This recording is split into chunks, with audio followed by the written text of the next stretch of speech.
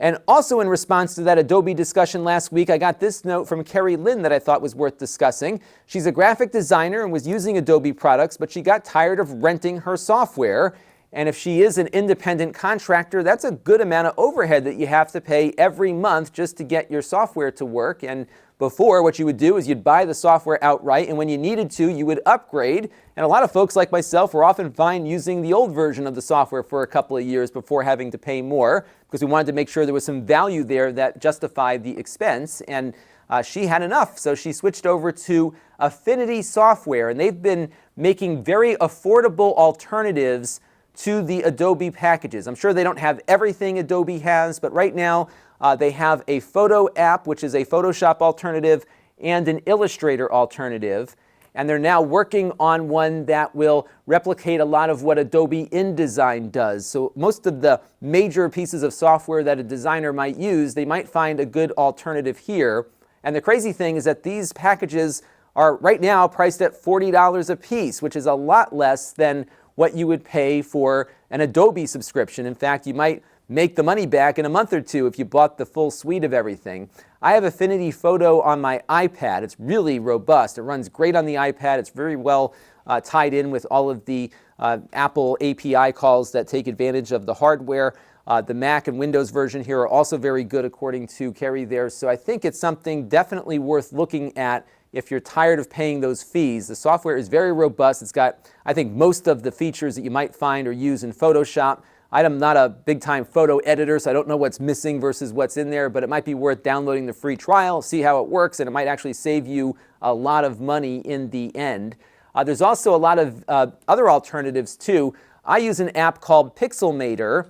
That is on the Mac because when I left my job, I also lost my Adobe account. So the Photoshop app that I was using to do all of my thumbnails, for example, I had to find an alternative. And I went with Pixelmator, the first version of Pixelmator, which for me did everything that I was doing in Photoshop. And I think I spent maybe $30 on it. And I'm still using the same version a couple of years later. I haven't needed anything more powerful. Now, what Pixelmator is doing is they are adding new features, and then when they have something robust enough, they put it out there as a new purchase. So they now have Pixelmator Pro that incorporates a lot more of the things that you might want to use as a power user. And I think that's fair. If you're going to put more work into something and really deliver more value, then it's fair to ask people to pay again so that they can take advantage of those features. The software industry used to have upgrade charges versus a straight up full version. So you could upgrade from the prior version at a lower cost. The developers got their money and everybody was happy, and you can make the choice as to when you wanted to pay for your software. And it's good to see now that we're seeing real alternatives here that are very reasonably priced, and I am very excited about this because it does offer an alternative to this emerging subscription model that I don't think is compatible with a lot of smaller operations like mine.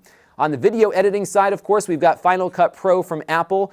Now, of course, Apple makes most of their money on hardware. If nothing else, Final Cut Pro is kind of subsidized by the fact that you're buying new hardware every couple of years to run it.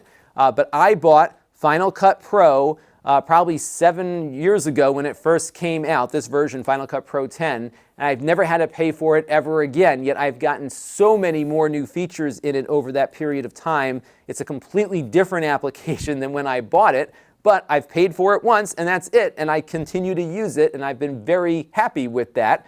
So I've never had to pay a monthly fee or any kind of fee to use Final Cut the entire time that I've used it. On the Windows side, there's something called Davinci Resolve that you all might want to take a look at.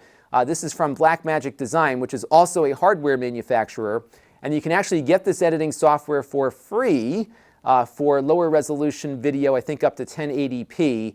And then it's pretty reasonably priced, around the same price as Final Cut for all of the fancier features too. And this runs on the Mac and on Windows. And if you're a Windows user looking for a robust editor, this might be worth checking out. I am sure there are a lot of other applications out there too that you might know about. Definitely let me know down in the comments below on those. This channel is brought to you by the Lon.TV supporters, including gold level supporters, the 4 Guys with Quarters podcast, Tom Albrecht, Brian Parker, and Kalyan Kumar.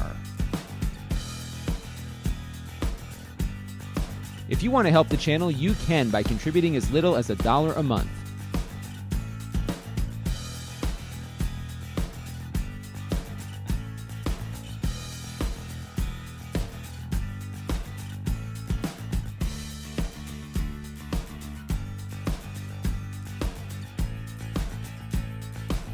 Head over to Lon.TV/support to learn more.